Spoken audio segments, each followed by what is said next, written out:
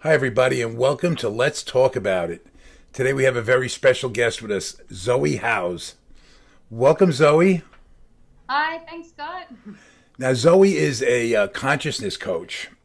So, if you could, Zoe, explain exactly what you do as a consciousness coach. Sure. Consciousness coaching is a method of coaching to help people get in touch with their true selves. So, we go through conditioning from a young age. The first 7 years of our lives we're programmed. And then we continue to kind of play out those programs subconsciously throughout our lives. So with consciousness coaching, it really helps us to peel back those layers and start to explore that a little bit further and bring our awareness into some of our behaviors that aren't serving us and just grow as a person and connect to ourselves a lot more deeply, to our authentic selves. Yeah. So then when you're working with a client, then you incorporate the mind, the body, and the spirit. Yes, I do. I've been studying different forms of healing for the past 8 years. So some of my studies have included yoga, personal training, and Pilates. So I work with different tools and different methods depending on the client that I'm seeing and what they've come to see me for. So I like to integrate mind, body, and spirit with my clients. Right. And your background before you found this as your purpose was you were a nurse, like an emergency room nurse? Yeah, I was a nurse for over 12 years. Have always been passionate about helping others and drawn to, healing or helping professions. I did do that for 12 years, but I went through a big career change about 8 years ago now. Yep.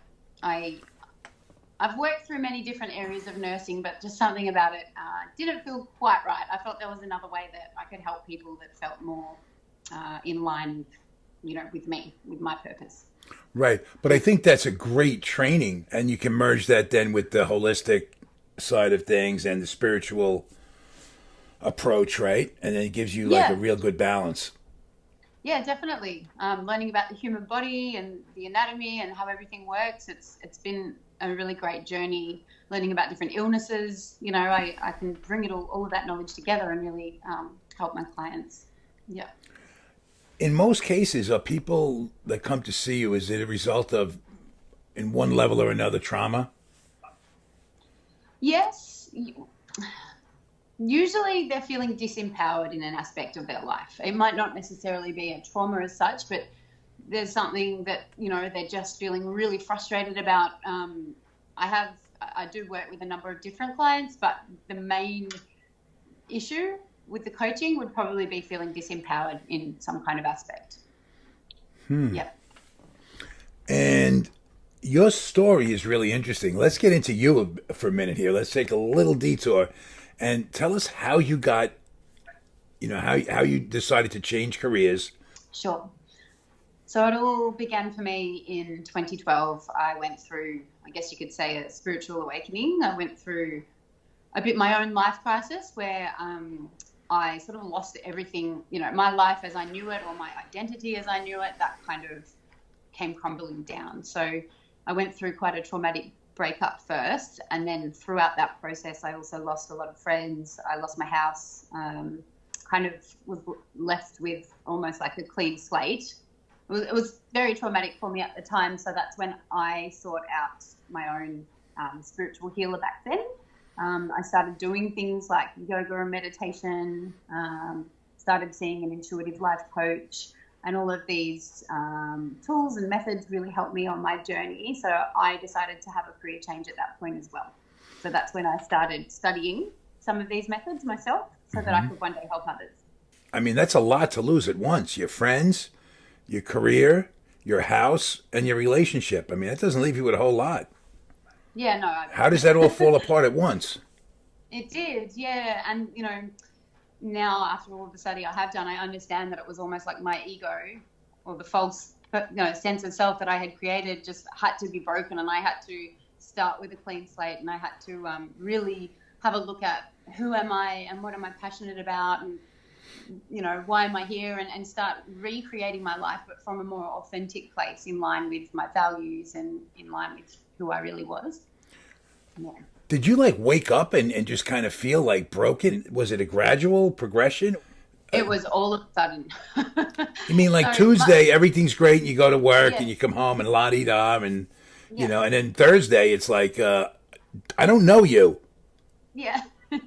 Yes, that's what happened. It was all of a sudden. It was a very traumatic breakup that I had no idea was coming. And the rug just got pulled out from underneath me. Like one day everything was perfect in my eyes. The next day everything was completely shattered. So it was difficult for me to deal with. I'd probably say that I was quite depressed when I went through all of that, and felt very lost, felt like a victim. And, I mentioned to you that I work with people that feel disempowered. That was the feeling that I felt. I felt completely disempowered, like this has happened to me. Why has this happened to me? That's exactly how I felt when it all happened. So Yeah. was the relationship really that really stirred you up so much that then the other things, everything just started to become more obvious? The breakdown of the sudden breakdown of the relationship, definitely sort of pulled the rug out, and then Yeah. that caused me to have a much deeper look at myself. Yeah. I can tell you something. I can relate because I found myself in a similar situation where all of a sudden to be told the relationship that you think you're in is not what you think it is. And you're thinking like, wow, how can I be so off? And it's, Yeah, and I it, had no idea. I really felt foolish. I really felt like, wow, I Yeah, almost like, stupid. yeah, How could I yeah, not see? If you felt this way, how could I not see any of that? Is my yeah. denial that great? Like all this stuff started to roll through my head. It was sort of like that huge lack of self-awareness, and I guess, I was back then, I was binge drinking, and I wasn't really like living a very healthy lifestyle, I guess you could say. Even though I had a good job, I'd bought a house, everything was going well, but my level of self-awareness was zero. So I think things came crumbling down, and then at that point I had to take a look inwards and have a look at me. Yeah, you Yeah. mentioned something there that binge drinking. Like, did you Yep. stop all of that? Did you make a conscious Yeah. effort to? Do you drink? 100%. Do you drink No, anymore? well, very, very rarely. Yeah, very rarely Okay. now. Um, Back then, yeah, I was like, I'm done with that behavior. It wasn't serving me. And then, when I started practicing yoga, I started meditating every Yeah. day.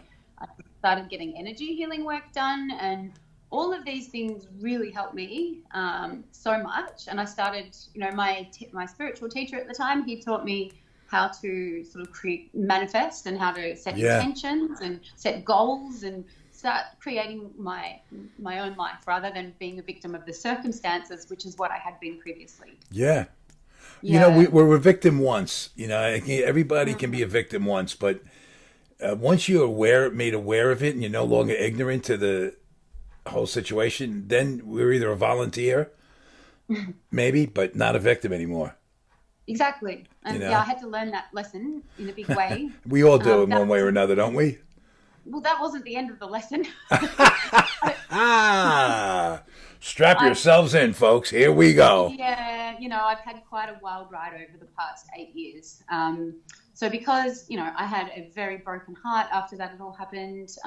However, I was feeling a little bit more empowered. I'd found some ways to look after myself better. And I'd also come to the realization that I'm what's called an empath, or highly sensitive, after I'd gone through all of this. So it was good to understand myself on a deeper level. However, I hadn't healed However, I hadn't healed my broken heart, basically. I hadn't done any of the healing work, the inner work. I was doing things like yoga and meditation, which were helping me deal with the stress and the bad feelings, but I didn't go inwards and address any of that. So I attracted another relationship after that, probably 6 months after I'd gone through all of that, I'm going to which, take a wild guess here. Worse than the last one.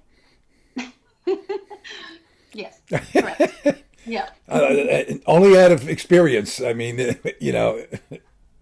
I think the universe has a funny way of, if you don't learn your lesson the first time, they'll throw you an even bigger one. So I think Yeah. that's kind of what happened to me. I got involved in a toxic relationship, and I got married, and I had a son, a beautiful son. I have a 5-year-old boy now.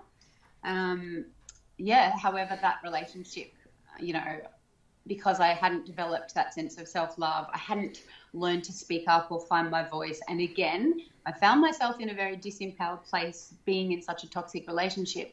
But I made the decision to leave with my 1.5-year-old son at the time. I had a business from home as well, so I had to sort of walk away from my business and my home again. Here I am again, going through the same, you know, losing everything, this time with a 1.5-year-old. Yeah, so as I mentioned, even bigger lesson second time round. This takes real bravery, real courage to admit your mistake, right? And to take the control and to step away after just building a business, right? And having to like let go of that and start that all over, finding somewhere else to stay and doing it all on your own with a young child. Yeah, I mean, this is a lot. That's a lot. it was a lot, and it was the hardest decision I've ever had to make, definitely. But you know, it was for the best, and everyone now that was involved is in a much better place. And Yeah. I know that I made the right decision for everyone involved. But at the time, you know, if I hadn't already gone through that once before, then I probably wouldn't have had the courage to know that I'd be okay and that I could rebuild and that I'd pick myself back up. Yeah. I had that inner strength through already losing everything once before. And then I learned the tools to deal with the stress, you know, some of these techniques that I'd learned along the way. And I'd studied a few healing modalities up until that point as well. Yeah, and then I had a lot of help. The Salvation Army were amazing. They found me a home, and I lived in crisis accommodation for a year. But in saying all of this, I knew I was going to be okay this time. I wasn't feeling like a victim the same way that I did the first time it happened to me. It's a really profound level of courage that you had to display in that. You know, I think because, yes, it all worked out, you know, great.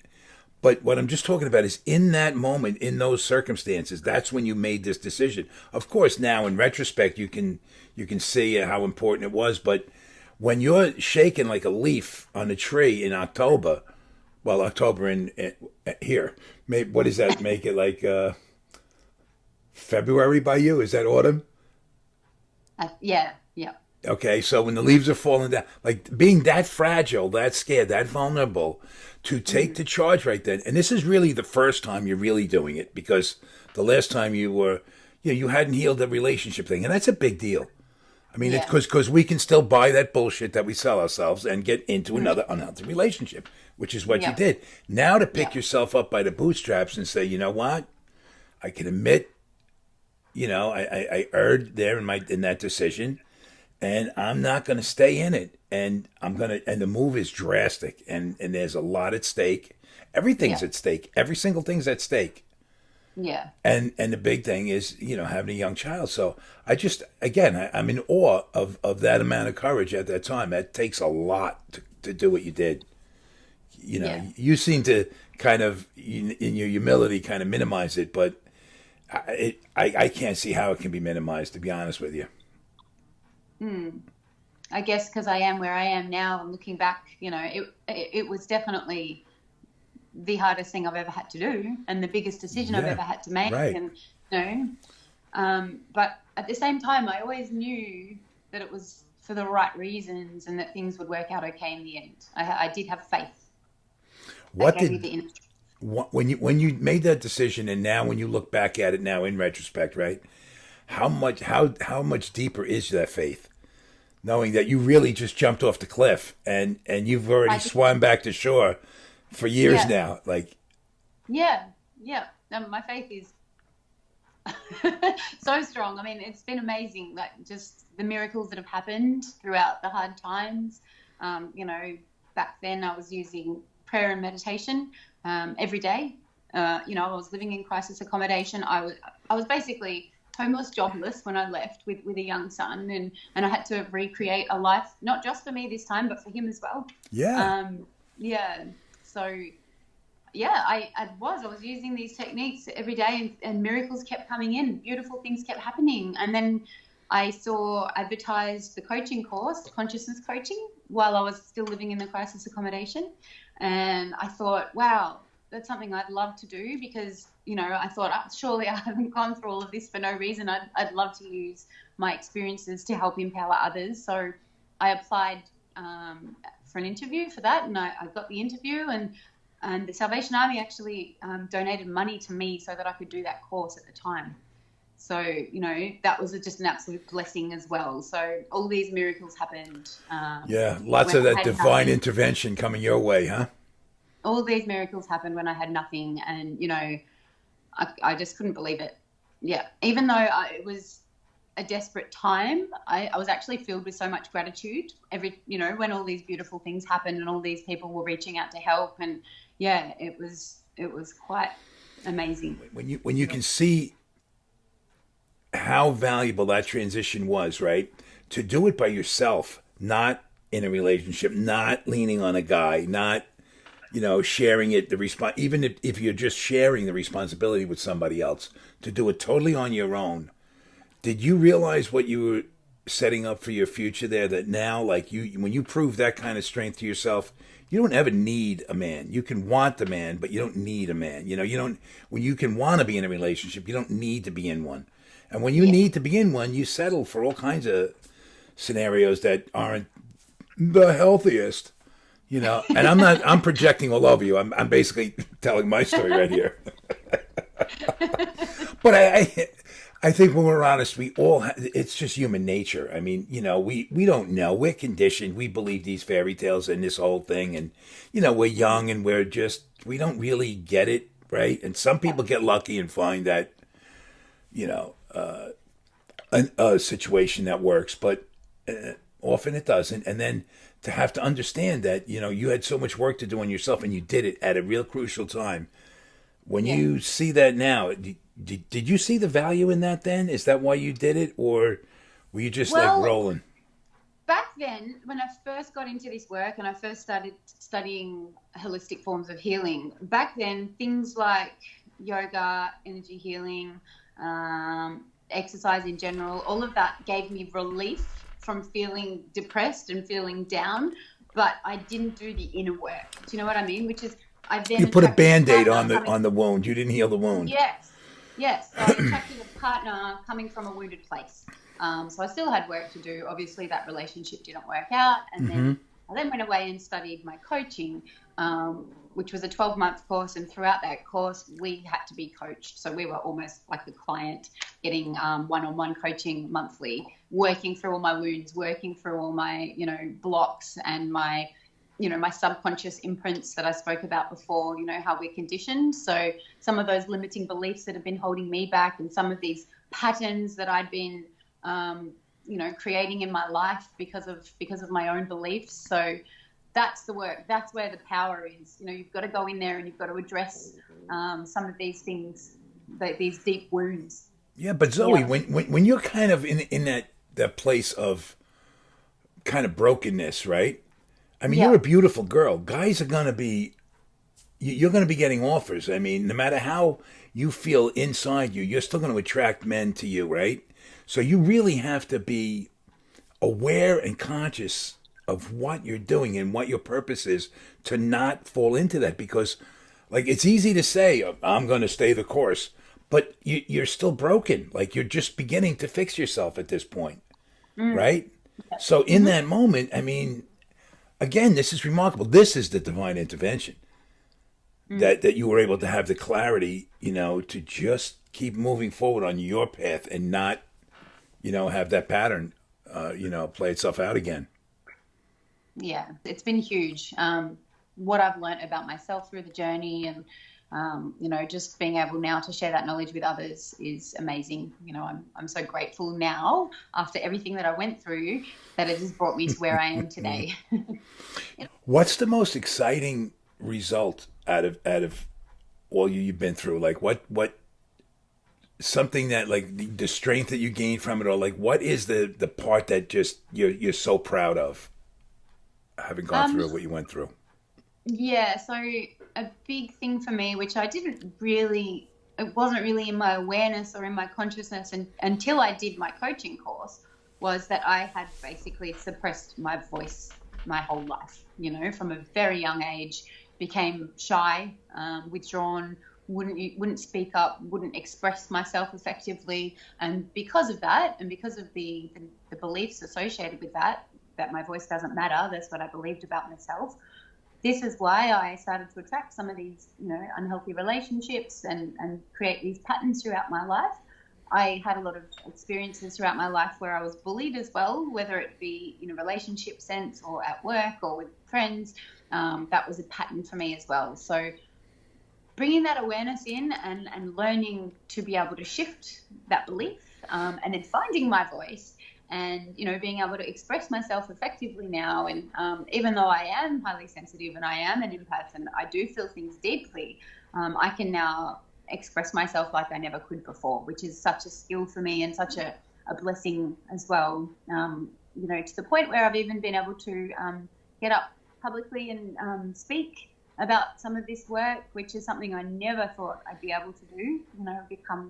I've grown my self-confidence and found my voice, so now I can help other women and other people that are feeling disempowered. So that's been the greatest gift for me, is the ability to find my voice. Yeah. It's fascinating hearing you say that because I don't see that at all.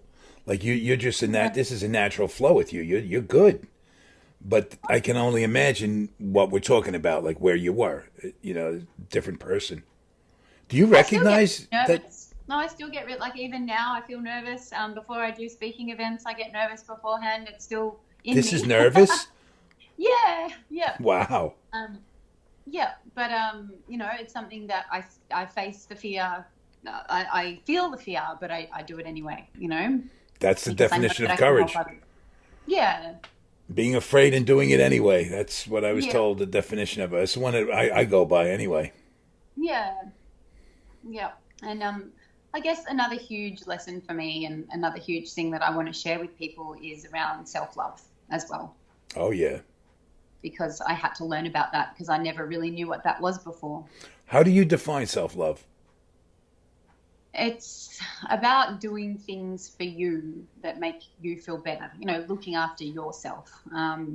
It could look different depending on the person. It could be a different method, but things like, spending time in nature or exercising or practicing yoga, meditation, having a nice bath, you know, things that are giving back to you, and allowing yourself that quiet reflection time as well. Not always being busy, busy, busy around people and giving away your energy. It's getting some energy back in for you, some nourishing energy.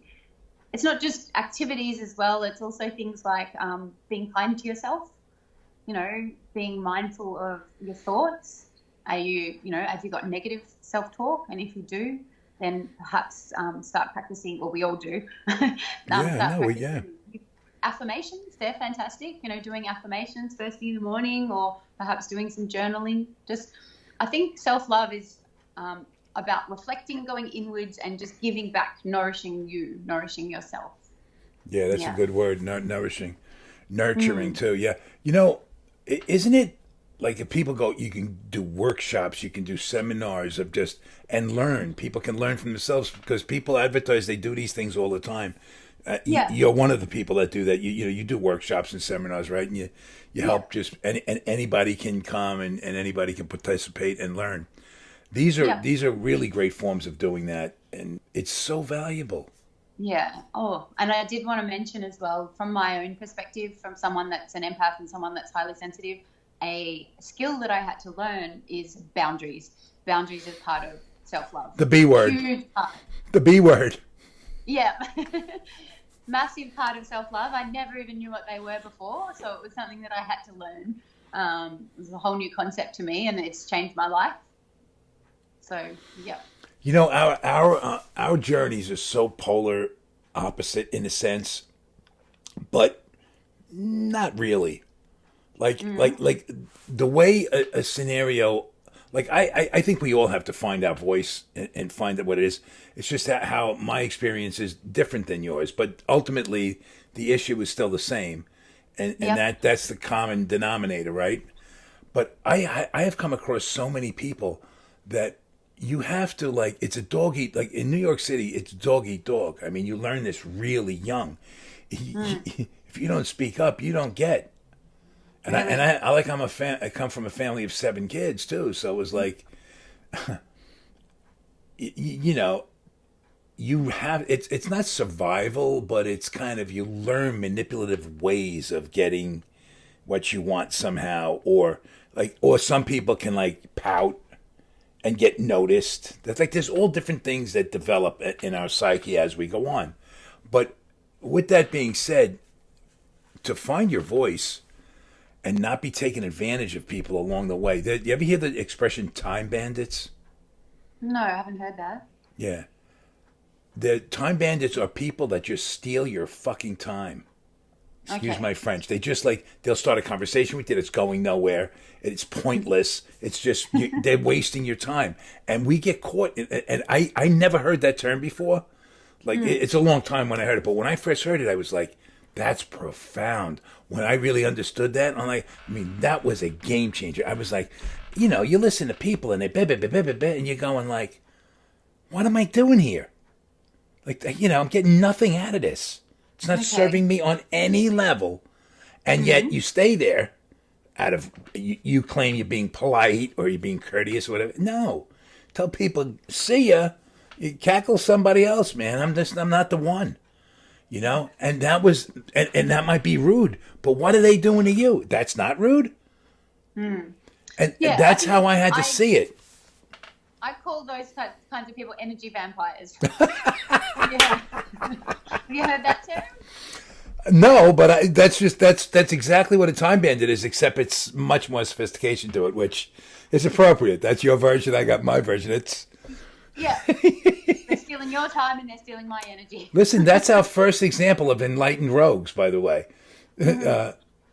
Energy vampires Mm. or time bandits. Same guy, same girl, same person. Yeah, yeah. Yeah. That's interesting though. Yeah, that's what they do. They rob your energy, and you Mm. and again, we're gonna stay in there. And when you see the whole victim thing, that scenario playing out, I don't care if it's 5 minutes or a minute. Mm. It's like once you're aware, like when we're no longer ignorant, then we got to assume responsibility for it. So you're going to sit there and just let somebody waste another minute, Mm. and there's Yeah. nothing in it for you. Like Mm. that's part of owning, who we are and making our time count. Listen, my story is so different than yours, but once you mentioned the binge drinking, that's drugs and alcohol have been the current theme through my whole life, and that was the theme. So I didn't really Yeah. deal with so many other issues because that was always popping back up again. Oh, he's doing great. He's doing great. Oops, not so much. Off the wagon Yeah. again, and then it was just up and down, in and out, and that whole thing. But Mm-hmm. that's where I learned. Believe it or not, like a lot of the important stuff that I learned about compassion, about humility, about gratitude, these are things that really matter. I mean, once you have a Exactly. certain skill and you're gonna have a career or something like that, that's really important, obviously. But if you don't have these things as part of your makeup and you haven't been humbled, like what happened to you at a young age humbled you when you were smart enough to see that and seize that moment and start sailing from then on. It took me way longer, Mm. way longer, and a whole lot more pain and a whole lot more, trauma and all this stuff. And the deeper you dig the hole, the more you got to climb out of. Do you believe in the concept that the ego must be destroyed before you grow? Not destroyed because you can't ever completely destroy the ego because it's always going to be there. You can But humble the hell out of it, though. yeah, I mean that I kind of had an ego death back in not a death, but back in 2012, my ego was crushed. And, like my identity was destroyed, and I was like, "Who am I?" I had to wake up and rebuild that and rediscover that. Establish it all But over again. yes, I think a lot of people, especially if we're going down the wrong path, we will get a big lesson or many lessons, depending on the person, to really squash the ego out of us and for us to take a long, hard look at ourselves, and realize that we're a product of our conditioning, and we've got to stop being that victim, and we've got to start taking action and taking accountability for our own behaviors. Yeah, and I think the insight from when you find the right people to kind of guide you, you can get some insight to see how your patterns start to develop again. Like I never saw the patterns. I kept repeating so many things, Exactly. not just the drugs and alcohol. I didn't even see the other stuff because I'm just dealing with this one elephant in the room. Yeah. You know, it's just it's phenomenal. But people found their way into my life somehow, and it took a real long time and a whole lot of patience and work. But I started to, eventually see the light, and I think it is divine intervention. I think because so many of my friends are dead, Yeah. and they didn't do anything that, you know, anybody else didn't do. It's just sometimes, the way things play out, the way life plays, and we don't have control. We think we have no control. You talk about ego getting out of it. We can have all the ego we want. At the end of the day, we have no control. The person that gets hit by a car, has no control. Like they're reading their phone while they're crossing the street. Well, so is everybody else, but they got hit. Mm. Like we think, yeah, we can do everything right and still something happens. So I just have my own opinion on that. I don't think it's unique, but I don't think that we have to. We assume as much control as we can, but at the end of the day, when you look at the objectively at the whole picture, as individuals, we don't really have a whole lot of control. But we're responsible to control what we are able to. And which is what you have done for sure, right? Yes, I think like for me, it was around making a very important decision to have to change that environment. But part of what I teach my clients is actually trying not to control and trust a little bit more, have a Yeah. little bit more surrendering. Yep. Actually surrendering is something that is really powerful, and not trying to control everything, because when we try and control everything, then that's when we can get anxiety and, get fixated on the outcome. Yeah. And we talked about faith and spirituality. You don't even have to really know what you're surrendering to be honest. You really don't. The important thing Yeah. is that you surrender and just trust, because we don't know what it is anyway. We Yeah, don't really know. We believe what we believe, but we don't know, exactly. right? Yeah. Hmm. Like I was telling you, that drugs and alcohol issue kept coming up in my years of therapy, years of Yeah. rehabs and all this stuff, and that's always the issue. Like how do we just fix that? Hmm. Meanwhile, you're well aware of all these other areas and compartments of our life. Our Yeah. emotional well-being and the relationships we get and all this stuff, right? What was never addressed was your sexuality, your intimacy issues and stuff like that. So when you're dealing with clients and you're just dealing with yourself and your life and your own personal growth, that's important that it's addressed on some level somehow so that you understand. 100%. And I just had a client yesterday. We were speaking about this very thing. When you don't love yourself, usually you will close your heart off, and then you will have issues with intimacy. Particularly if you have if you've had a very traumatic childhood where you weren't felt that you received love, often you will close your heart off Yeah. yourself, and then you will have difficulty connecting with others, or opening up with others, or being vulnerable with others. So yeah, definitely very important addressing. Self-love for me is a huge area that I focus on with my clients. So Yeah. that will, depending on what they're coming to see me for, but often intimacy is affected as well, because they're not loving themselves enough first to be able to love others, to be comfortable letting somebody else in and being vulnerable, because they don't think they're enough. Well, They don't think they're enough. loneliness can't be solved by another person. Exactly. No matter They've how got much it to, might feel better in the moment, but if you're putting too much responsibility on the other person's plate, yeah, like exactly. that's something that we have Yeah. to do for ourselves. And, often we don't even know that. So we jump back into something else, right? Yeah. Intimacy it's connected to feeling comfortable and worthy and, you know, compassionate towards yourself. How important is breathing? Like, Yes, did you, I very mean, important. that's a lesson unto itself. That should be a chapter Yep. devoted just to like breathing. Yeah, I Yeah. know how to. I've had people say this to me. Oh, now it's breathing, right? Like I don't know how to breathe. Like I don't know how I've lasted this long without knowing how to breathe. You know, and Um, that sarcastic fear of not um, wanting to even understand the value of yeah. breathing properly. Yeah. Talk about Conscious. taking back your power. Yeah. Conscious breathing is something that I teach my clients as well. Obviously I'm a yoga teacher as well, so that's a practice in a yoga class where you would be breathing throughout the entire duration of the class. Because when we're consciously breathing, it just really helps us to get into the present moment as well. So you're connecting your breath to your body. Um, your it helps to ground you, and it also helps to activate the parasympathetic nervous system, which is the rest and digest part of the nervous system, which helps us to relax. So conscious breathing is an awesome tool. It doesn't just have to be in a yoga class. It's something that you can practice at home. If you're feeling stressed, just take a few moments to, connect to your breath. It helps to take you out of your head, because a lot of the time we're so caught up in our own thoughts. If we just bring our focus to our breath for a moment, then that helps us to get out of our head and into our body. Yeah, Clearly, powerful tool. no doubt about it. No doubt about it. Yeah. I'm gonna share with you. I have a friend, Leisha. Leisha's a dear friend, and she was the first person I knew that was really into yoga. I mean, Mm-hmm. and she teaches all over the world. She does workshops all over the world. She travels everywhere. She's always doing stuff. I asked her. I interviewed her with Tao together, Yeah. and I asked her at one time we were driving. I was going like, I go, "What's the greatest gift that yoga's given you?" She goes, "Yoga saved me from me."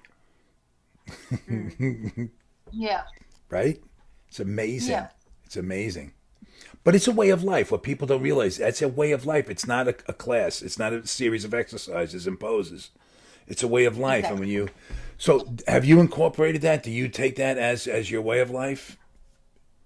Yes, I do. I have studied a lot of different modalities over the past 8 years, so I kind of take the best of everything that I've learned Yeah. and use those tools with my clients, and then I use them accordingly for the person.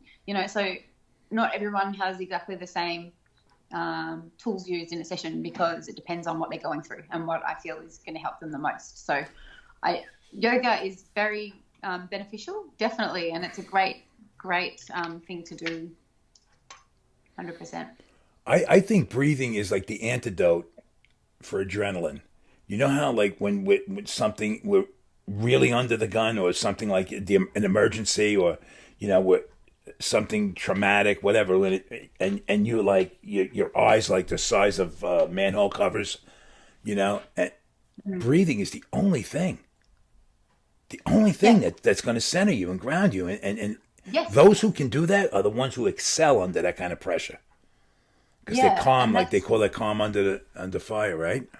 yeah, and that's exactly what I was kind of mentioning before about the parasympathetic nervous system. So we've got two parts of the nervous system. We've got the fight and flight one, which is the sympathetic nervous system. So that's when we're in that high alert state, that stress Right. state, and then you've got the rest and digest part of the nervous system, and that breathing Rest and activates digest. the rest and digest part, which helps us to ground and calm down. Yeah.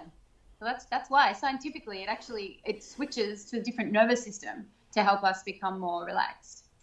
That's why it's so important. Zoe, you're in Melbourne, Australia, right? Yeah. Are you a surfer?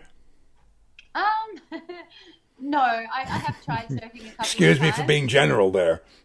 No, that's okay. We don't actually have many surf beaches in Melbourne. It's in the city. It's just a bay, like a flat bay. But I have surfed and I Is it enjoy it. Sydney? Is Sydney the big place for that? Yep, yep. So Sydney beaches, there's a lot more surf beaches in Sydney. There are still some in Melbourne, but you've got to travel for a little bit to get to the wavy beaches. Well, the reason I ask is because I know you're athletic, and that's spiritual. Like that's very spiritual, being on the water. Like that's a really, people that don't Yeah, do it don't understand, but that's a real connection that you have with nature right there, like the biggest. And water, especially yep, ocean and waves and current, is as powerful as 100%, anything on this planet. 100%. Probably more I mean, I powerful took than anything on this planet. I feel the same way about just spending time in nature in general. So I live near the mountains here, and I go for walks. It's called the Thousand Steps, up in the mountains there, and again connecting with nature. Is But it it's just a an beautiful exciting. place? It's That, so that beautiful, yeah. really? Just connecting with nature, being outside in the fresh air, and just yeah, it's the best. And running does that for me as well. It just it's almost like a form of meditation, I think. Just allowing that mind to switch off and give it a bit of a break, Yeah. Yeah. Tao tells me that she can put her ear to the ground and listen to the grass grow. I'm fascinated with some of the things that she says and the sincerity in which she says it. When she's being at one with that, and just like she gets something back from that, like the sunrise, and there's a connection that she has with all of this Yeah. that I find it fascinating because it's like beyond my grasp. I get closer to it, and the more time I spend with people that really internalize that, the closer I get to that. But it's still a long way off for me, right? But just to understand that that's real, even if it's Yeah. not internalized yet, like I know it's out there and something to strive for. Yeah, connecting with nature is so important. It's great for healing, it's great for grounding. Even as simple as standing on the grass in bare feet can just really help Yeah. Yeah. If you're feeling stressed or you're feeling, in a state of agitation, just grounding yourself, taking your shoes off, standing barefoot on the grass is powerful. Nature is healing. Did you know that the sun set when the sun is setting, that it gives off natural lithium? No, I haven't heard. To know that we can get calmed by natural forces. Yeah, You connecting know. with nature. It's huge. Yeah, it's really important. Everyone should do it. Yeah. So, what is the most important thing that you think the gift that you can take away based on your experiences and all your experiences personally and your experience as a coach that you can offer somebody that comes to you to work with you and to get what you got? Well, it's really about helping others to find their voice, become more empowered, and develop self-confidence. I often, I've been in a place where I've had no confidence and no self-worth. So teaching others to really love themselves and develop that self-confidence, because I know what it feels like to have none. I've been there, and I've gone through all of the tools necessary to develop that. Yeah, that's probably the people that I can help the most. Did you feel a sense of shame about that, about not having a voice? Did you feel like weak? Yes, I felt weak. Yes, yeah, at the time, because I mean, it was my whole life, but I never felt. So my belief that I had was that my voice doesn't matter. So I never felt it was even worth speaking up because I Was felt there any whatever I shame said. related with that, like personally? Shame, frustration, yes. I felt stifled in a way, but I don't know whether there was shame. I would get frustrated with myself for not speaking up. Like there were definite times when you should have spoke up and for yourself, and you didn't, and you knew you didn't, Yeah, and you had to even bear that. yeah, and even when it came to if I was, say, if I was studying and I was in a group environment in the class, I would never even speak up. I in my head I would know all the answers to something and want to contribute, but at the same time I wouldn't have the courage to just speak up and say that. I would get frustrated with myself for that. And then obviously in relationship senses, when you don't speak up, it just becomes toxic because you let things build up. I'm glad that you bottomed out then, because I can't imagine you like living even another day like that. Like you have so much to offer and so much to give, and to be so stifled and so limited. And unfortunately, that's what we have to go through to open it up. We got to be stripped. We got to have all Yeah, this conditioning taken away in order to say, exactly. you know what, I'm okay, man. I got this. I can do Yeah, this. But you have to prove it to yourself and overcome that. yeah. And now I believe that my voice matters, and that's why I've got the courage to come and speak to you today on the video, because I wouldn't have been able to do this even a year ago. There's no way. Yeah. Yeah. I mean, I would think people would want to work with you, you know? Just to get that energy.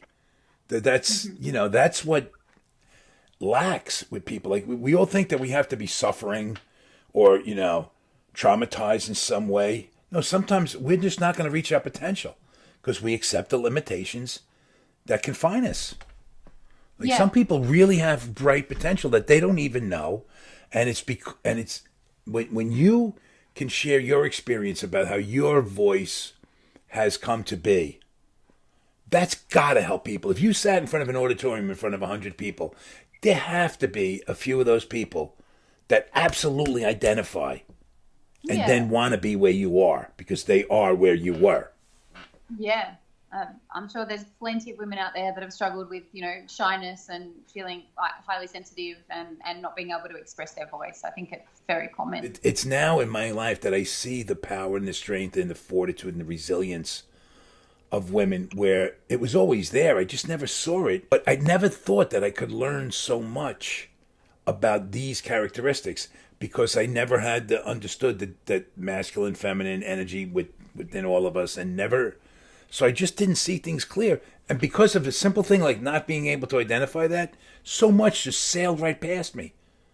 Yeah. So now that I see it, I'm like, holy shit! Like I got these new glasses. I can see all this stuff, and it's like phenomenal to me. Most people already get it. Like they've already, like, dude, what took you so long? But for me, it's fascinating in a sense to really see that. Yeah, I thought my father taught me so much about strength and character, and I see now my dad's dead a long time. I see what my mother has, and I'm thinking I got just as much of I just didn't see it that way. I didn't realize it so much, but it's there, and I have it, but I didn't. It's the perspective, and that Yeah. shift changes everything. It Yeah, really changes definitely. everything. What is what's the one thing that you want to like the legacy that obviously you're creating for yourself here that you want to your son to get from you? It's probably not even just for my son, but it's like this message that I want is for anyone that can relate to this, because I think I mentioned how I've always been sensitive. Because of that, I never felt strong. I want to teach my son, and I want to teach other people out there that can relate to being sensitive, that you can be sensitive and strong at the same time. There's nothing wrong with it. There's nothing wrong with being sensitive and showing emotions. It's actually a beautiful thing. And just because you feel emotions deeply and you show them, it doesn't mean that you're not strong. That's really like a message that I want to get through to everyone, because, having been made to feel weak my whole life, like, that's how I perceive myself, and I guess that's how others perceive me as well. I just want to make it known that you can be sensitive and strong. It's a beautiful thing. Well, it's like redefining strength, because I Yes. think Yes. strength has always been seen as such a masculine thing, and the way that it really is seen is that don't show emotions and that you just get things done and you take action, and I just Absolutely. think That's you're describing masculinity there. exactly. Yeah. And that's been the classical sort of way that strength has been perceived. But I think that it can have a real feminine beauty to it as well. I guess that's sort of.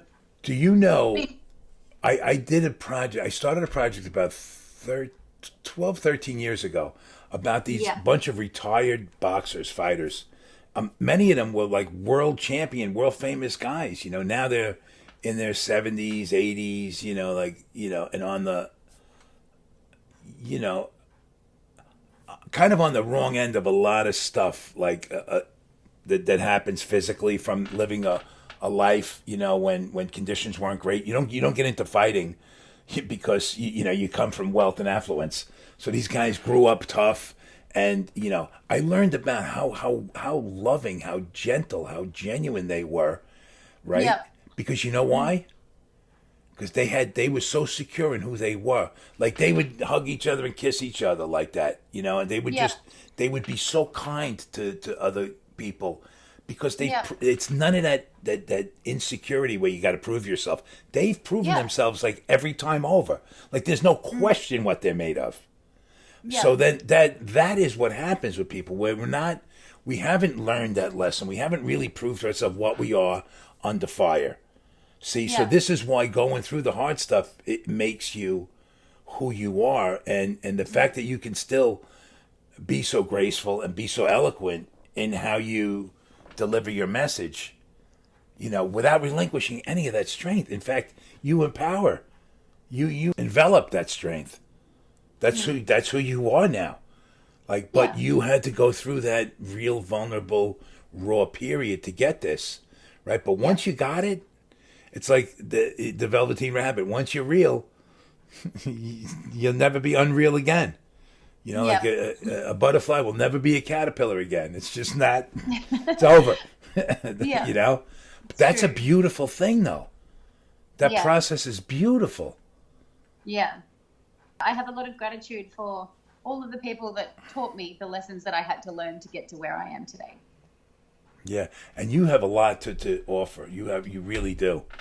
Yeah, I love your story, and to hear you talk about your past, it just exemplifies your strength. Like where you are is a great place. When you think about Yeah. where you are and how you got here, that makes where Hmm. you are to me even greater.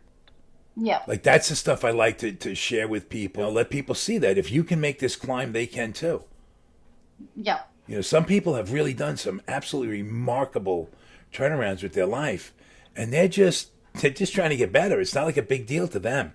But when you look at it Hmm. objectively, like I'm looking at, you're telling your story, like, okay, yeah, I had to do it, I did it, okay, almost not minimizing it, but you're just doing what you needed to do. But when I look Yeah. at it objectively, it's profound, Oh, you know, thank you. and it's so easy. It's so easy to not do some of the stuff that you did, like to just take a shortcut, to just kind of cut a corner here and a corner there, and I'm too tired, and I'll get to that tomorrow. That type of approach, and it's a lot. Hmm. There's a high price to pay for that. We don't see it all the Hmm. time. Not everybody Yeah. does, but when they see the results, it makes people more ambitious to go there. Yeah. I think part of creating the life that you want is getting super clear on what it is that you want as well, and actually becoming a conscious creator of your life, setting goals, setting intentions rather than just being a victim of the circumstances. I think Yeah, that's really important, which is why I love helping people with the coaching, because they can start to really start create their own lives the way that they want it to be. Scott, I noticed there's something on the wall behind you there, the EDS. yeah. That EDS is it's the abbreviation for Ehlers-Danlos syndrome, Mm-hmm. and it's actually a perfect segue because you talk about power and you talk about writing your own story and not living the story that's been written. There's a Mm. tiny little girl and she's 3 years old. In fact, later tonight I'm going to go into the city to take videos of these big balloons that they have for the Thanksgiving Day parade because she Yep. loves this one character from Paw Patrol and they have a big balloon and it would just light her up. And sometimes you come across people and you just want to light them up, Yep. because they deserve it. And she's one of them, and she's a little girl, and yet Yeah. she's such a tiger and such a fighter, and she just wants to walk. Like, Mm. she just wants to, real simple things. And she Mm. struggles and she fights and every single day. And I'm doing a story about her and her mom, and she has this. And then there's also a family in Maryland, here in the States. And the wife, the mother has this same syndrome, and she has two boys with her Mm-hmm. husband, and the both boys have it. These are remarkable people. I got goosebumps telling you this because I'm in such awe of who they are and how they deal. And like I think I have problems, and they're champions. They don't even think of it as problems. It's a situation, and they deal with it with such grace. Like, and you're another one. You're just another person that has all of this beauty to her. That it's grace. It's how you deal. Like we all get hit on the side of the head when we're not looking at one point or another. It's how we respond. And the people that can do that with real integrity and real grace, that's all. I mean, that just blows me away sometimes. When a girl is 3 years old and doesn't even understand, you know, how she's teaching me. Yeah, that's powerful. It's unbelievable. I can't Mm. even describe it to you. Yeah. That's why I got a camera because I don't have the words. I got to try to Yeah. write some of this stuff up. I'm like stuck, Yeah. but it's just there's a something about what I happen to be lucky enough to get involved with. And you know how I got this story? I started with those boxers. I shot hundreds of hours worth of footage, and I Yeah. didn't know how to really finish this project, and I couldn't raise the money to do it, and I just had to leave it there. And I started another project, and Yeah. same failure again. I just couldn't get the money together to do it the right way and give it its due. And then this thing presented itself, and I'm just like, I'm not going to let this happen. Like, this is the only thing that I'm going to do is never quit. Like, I'm going to Yeah. go until this thing is done, no matter what. Yeah. And it's just it's a sad situation in a sense if you want to look at it that way. But again, like, it's the same story almost. We all have our own stories. It's all that we all have the same story. Your details are different than mine, and little Sophie has different details, but we're going to fight Yeah. to kind of make a difference and have some kind of impact somewhere and help Yeah. and be of service and Yeah. simple things. She's doing it and she's not even aware of it. This is what I find Yeah. so fascinating. She has no idea. She's just like, Yeah. she's just crying and laughing and living, and it's beautiful though. It's really Yeah. beautiful. And now there's these boys, these teenage boys in Maryland. Again, I wish that I could have their level of insight and maturity. And they're 11 and 12. Oh, wow. Yeah. Yeah. And like, again, I told them as a family, it's an honor for me to be here. You guys welcome me into your house, into your lives. It's an honor. And they think, like I'm out of my mind. And it's literally an honor. It's that cool, to especially. Tao is another one. So these people come into my life all because, I don't know, I just keep going, Yeah. Even if I don't know Yeah. what I'm doing, I'm just going to go anyway. So I talk, and this is how we met, Yeah. and Yeah. good things come out of it, Yeah. you know? Definitely. So, yeah. So, well, I'm doing this story, and it's kind of got me, I'm engulfed in it. And the word will be out. I have that up there just because everything I do, I want people to see it. Okay. And so Awesome. people can start paying attention to it. And there'll be a big push coming up, fundraising, and drawing Awesome. attention to the cause, and just just letting people know what it is. Awesome. So thank you for asking. No, that's okay. Pleasure. Well, Zoe, I think we're going to have to work on a co-creation. I think this is a must. We'll have to alert the viewers to what we come up with. That would be awesome. Yeah. Yeah. Because you got it. You definitely got it. You're an inspiration. You're a real positive inspiration for anybody. Oh, Anybody. Thank You you. have so much to offer. Thank you. Well, thank you. Thank you for being so generous and being so open with your story and your purpose. And anybody who's watching this would like to reach out to you and work with you somehow or contact you, how do they do that? You can find me on my website, which is www.inspiredaction.com.au. I do see clients online as well as in person. So I'm based in Melbourne, but I see clients on Skype as well for international clients. I also have a Facebook page. It's just my name, which is Zoe Howse Inspired Action. HOWSE. Yes, and Instagram as well, Inspired Action. So yeah, you can find me on social media or on my website. And do you have any events coming up? Not at this stage because it's the end of the year, so kind of wrapping everything up at this stage. But there will be things planned next year for sure. Things in the works, in the cooker.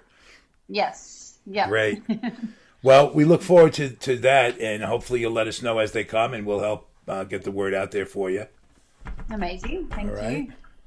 you. Again, I'm grateful and indebted to you for this. Thank you for being so generous with your time and your story. And Oh, well, hopefully we'll do thank this you for again. allowing me to tell it because I've never told my story on camera like this before. So this is the first time for me. So thank you for giving me the opportunity to share. The only reason people would even know that it's the first time is because you just told them. Yeah. Well, yeah, I haven't ever told my story on video before. So thank you for giving me that opportunity. The pleasure's been mine. Absolutely.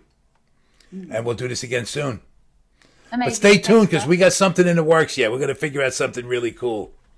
Yeah. Right? Awesome. Okay, great. Thank you. Pleasure.